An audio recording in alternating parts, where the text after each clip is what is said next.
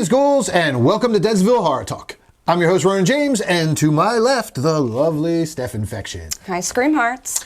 Today we are going to discuss and review the new movie on Amazon Prime, Totally Killer. And this one is streaming now. It is rated... Oh, doesn't have the rating. Oh man, it's R. It's a rated R. Rated R streaming now. I know he's gonna ask me. Yes. Okay, yes, rated R. And Right for all the blood. yes, there was quite a bit of blood. We won't get into that stuff just yet. Before we get into that, we will give you a bit about us. I'm Deadsville director Ronin James. I direct Deadsville Rock and Roll Mysteries. I direct Dickie Devil and the Deviants music videos and the creator of the world of Deadsville and all that good stuff there. I also work as a stunt coordinator and stuntman for 20 years before I got into the directing side of things. And yeah, you've seen me die in stuff like... Guardians of the Galaxy 2, and you've seen me die in, oh man, I've died in a bunch of stuff, but I've been double on Gotham, The Tick, I've been a cop, I've been a thug, I've been a white supremacist a bunch of times. They love that one. The Tick scene's my favorite. You get whacked. Yeah. She likes the scenes where I get whacked.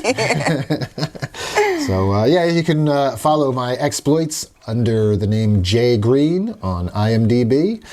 And, yeah, we have some other things in the works. I just wrapped a couple things, so you'll be seeing a horror movie that I worked on.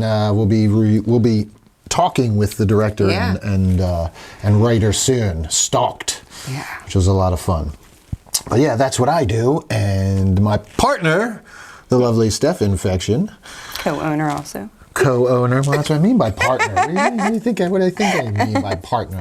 I mean, yes. Not just in the podcast, I meant Deadsville. Yes. Partner in Deadsville Productions. Yes, that's what I say. Partner, that's what I mean. My Deadsville partner, Steph Infection, who helps make all this stuff happen. If it was not for her, we wouldn't be here right now, because I'm a mess. Oh, that's the nicest thing you've ever said to me. She helps keep the ship afloat. So she keeps the ship afloat, because I would sink the ship if it was just me. Oh. So, well, thank you. She is a producer, actress, dance choreographer, fear leader, promoter, I don't know, a whole bunch of stuff. Yeah, unless the hats are never ending. Yep. Whatever hat you throw to me. We're about to go into another production for a music video for Dickie Devil and the Deviants, Oh My Goth. Yes. It's going to be a fun one. It's got a nice nostalgia theme, so... Very excited. Stay tuned for that one, as... the undead Daddy-O likes to say. Yes, he does. But, all right, enough of that. Let's move on. Well, we have to give our call to action. Oh, here we go.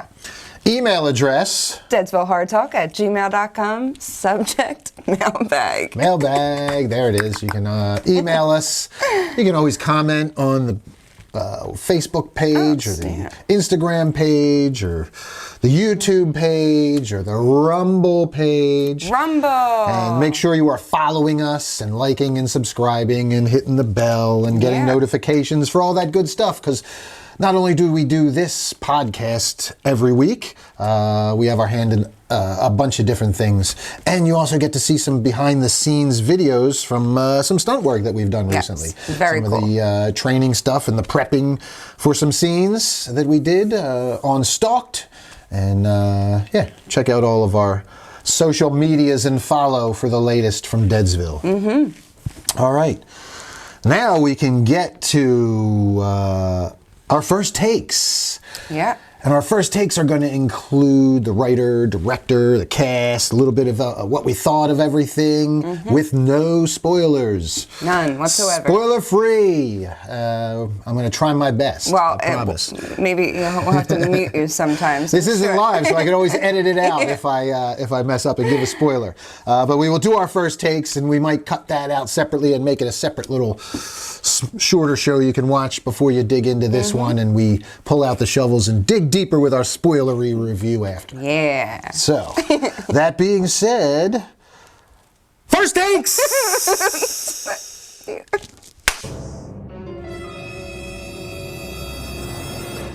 Here we are in First Takes, folks. Bleeding. We are going to, spoiler-free, give you our first impressions of this one. So, Steph Infection, get to it and read that synopsis. All right. When the infamous Sweet 16 killer returns 35 years after his first murder spree to claim another victim, 17-year-old Jamie accidentally travels back in time to 1987, determined to stop the killer before he can start. All right. And Finally, a decent synopsis. Decent synopsis on IMDb. That one actually does sum it up pretty well. In just a couple of sentences. Yeah.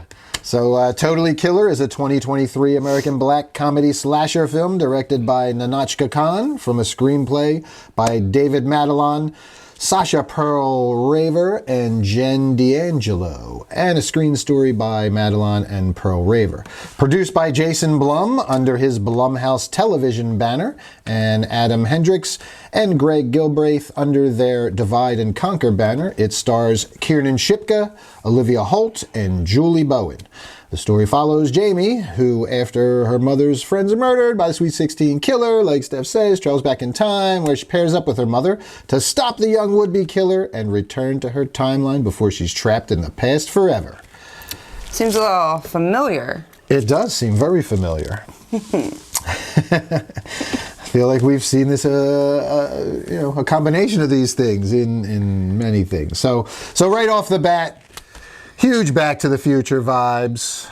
Yes. And they say it right in the like. Oh, multiple times, yeah. They reference Back to the Future. This movie is like Back to the Future meets Scream in so many ways. And like Scary Movie, the funniness behind the comedy behind it is it's excellent. Oh my God, I laughed so much. Yeah. I laughed so much. It's such great social commentary, like satire. Yeah. Just like it's a very good setup. It's very, very cool the way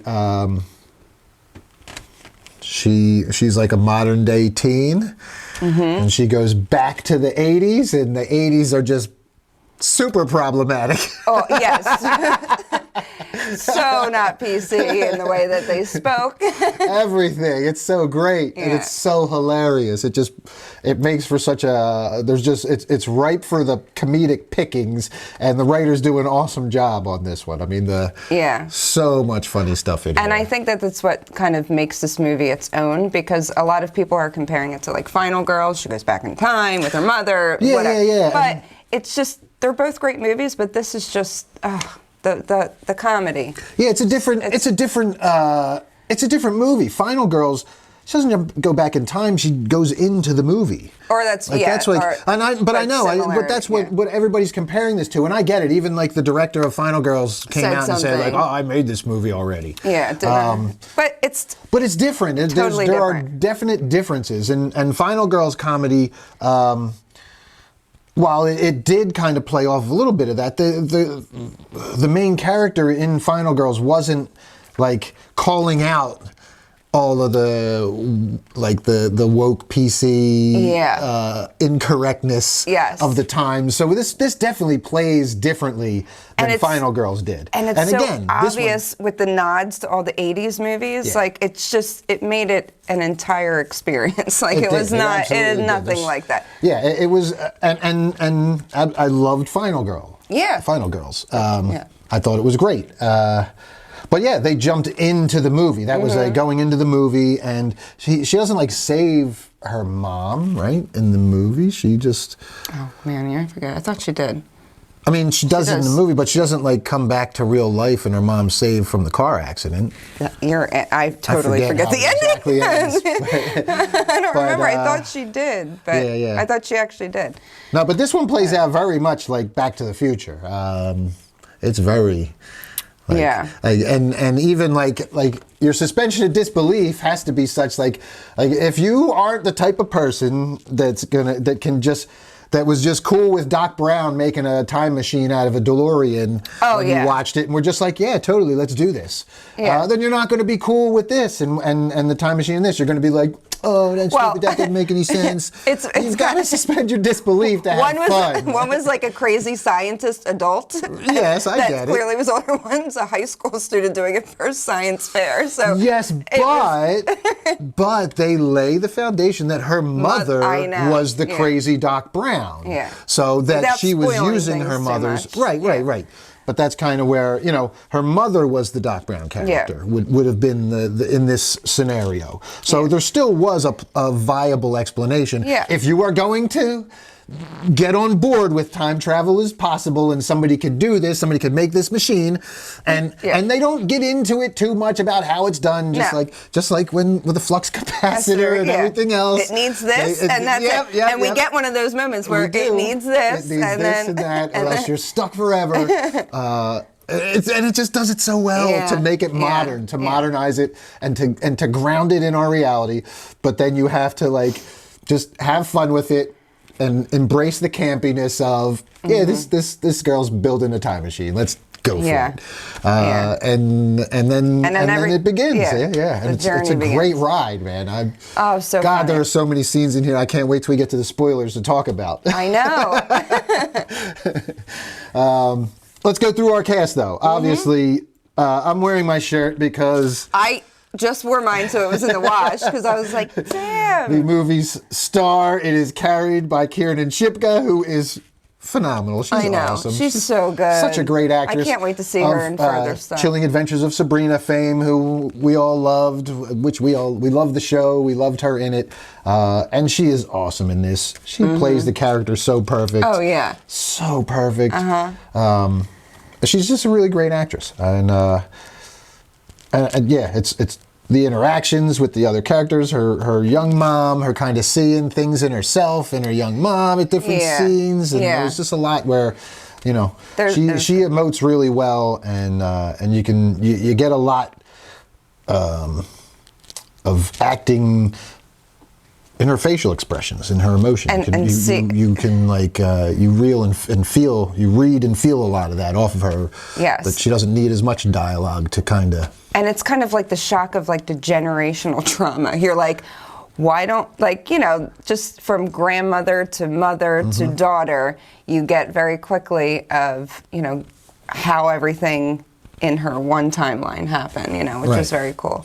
Yeah, and she's able to go from that, which is very heartfelt and very, like, gets you in the feels, to great comedy. I had no idea like she would be that great at comedy, but she's very like monotone, just like well, she's like the straight person, yeah, really. She's like she's like the straight person, while the rest of the 80s are just ridiculous around her. And you can think of everything that you shouldn't say nowadays, but it's so comical. Yeah, it's so great. She plays, and I can say this in the spoiler-free, she plays Jamie Hughes, and they gave her the name Jamie to nod at Jamie Lee Curtis. That was their reason. That's awesome. There's a lot good trivia. Yeah. Good trivia there. I didn't even know that. That's very cool.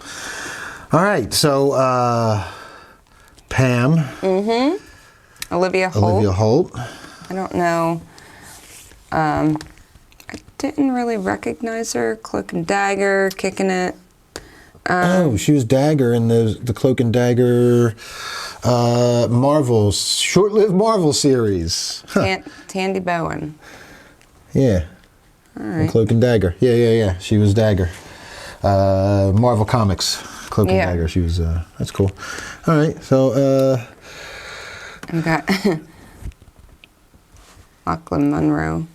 Well, yeah, you're going to recognize some of these names here. Lachlan Monroe has been in so many movies. I think he was in the scary movies and stuff too. Why isn't anything coming up for him? Oh. Yeah, your laptop is acting up. So, I'll keep us rolling here. Okay. Each of these characters, like, so she goes back in time and has the teen versions of many adults, including her parents, that she is meeting and interacting with. He was similar to Scary Movie, Freddy vs. Jason, White Chicks. Scary Movie. Yeah. He's done a lot of comedy stuff and horror stuff. Yeah, he's in a ton. He's of stuff. veteran guy. And then the mom, Pam, is played by Julie Bowen, who I know from Modern Family, but she's in a ton of stuff. Okay. And you also have Randall Park, who plays the sheriff in the 80s. He's the 80s sheriff. You know him from Fresh Off the Boat, and he's been in a bunch of other stuff too. But you know hilarious. He's funny. So funny. Very funny. There's a lot of great comedy in this. And then also old school horror fans and fans of Friday the 13th might recognize a familiar face in here as well. It took me a minute to place it, but Jonathan Potts plays the adult Chris Dubasage. He was in Jason X, the teacher in Jason X. Yeah. Hey guys, it's okay. Just wanted his machete. I know. When you said it to me, I was like, oh, I knew. I could not pinpoint. It took me a minute. I'm watching it. And I'm like, man, I know him. How do I know him? What's he in? And it took a minute, but then I was like, that's what it is. I remember the machete part. So yeah, good to see him popping back up. He's also in Ginny and Georgia, which is a show that I watch now. That's probably what I'm thinking of too. Okay, I don't watch that, so. It's good. It's very good, actually. A lot of our friends watch it. Very cool. Yeah.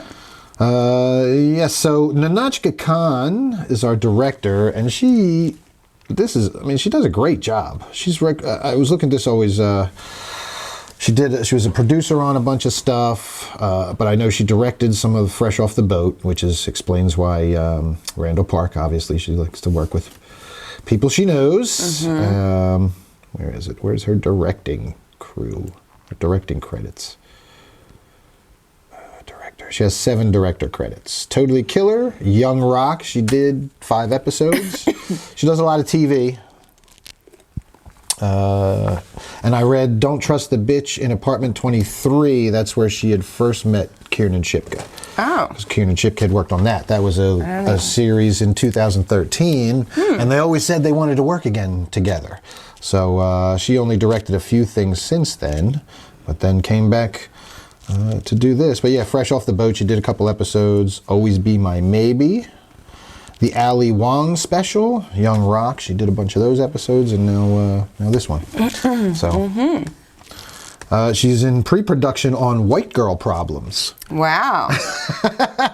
Interesting. That's probably a comedy, right? I would Gotta suspect, but man.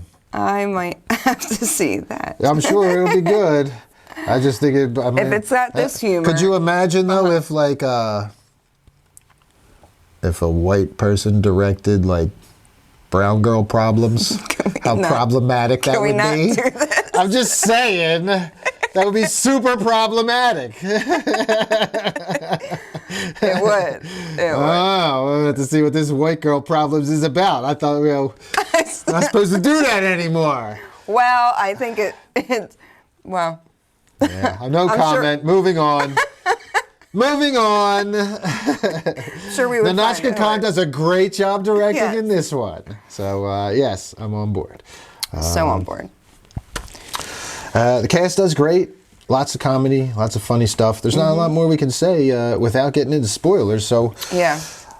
Do we give our recommendation? I mean, definitely watch this. This gets one of my highest recommendations. I mean, if you enjoy horror comedies, if you enjoy slashers, if you grew up in the 80s and just want to have a fun, nostalgic trip back to when people weren't so butthurt about everything.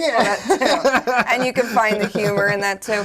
You'll have fun with this one. Yeah, but it's like you said, like slasher, but even the kills are really good. The kills are good, And the fight scenes and stuff. The stunts in this were excellent. Yeah, I will say that. It's not cheesy slasher, even though it's a comedy. It's got its moments of suspense. It's definitely, there's a lot of high tension, and it gets started very quick. And there's not a whole lot of build up, hey, let's do all this. It was just like, boom, here we go. And I'm just like, wow, okay, we're fucking rolling. I know, I was surprised. And it just keeps going, man. And it just, and if it's not, there was a great balance of high tension slasher with comedy, social satire thrown in, and then some good heartfelt moments as well. Yeah. And they managed to perfectly balance each so that you never get bored with any of them. No. And you're on the edge of your seat with the you go from being on the edge of your seat with the slasher stuff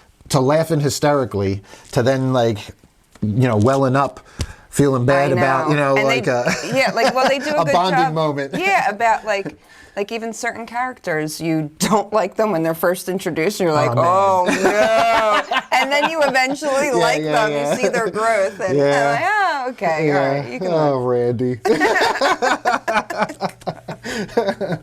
Oh man, but yeah. I mean, this one hits on all cylinders. I felt like, and you know, it's not perfect. It's definitely not a perfect movie. Whenever you have a time travel movie, there's always going to be some issues. You're always going to have some plot holes or something. You just got to go with it, man. Yeah, and this one, I just had a blast. I had a blast with it, and we were crying watching it. Yeah, like, and I've watched it 2.5 times now. I think. And I'll watch it again in a second. I know, I would too. This good. Yeah. So rewatchability is how I say a movie is good or not. Yeah. And I would absolutely rewatch this. Yeah.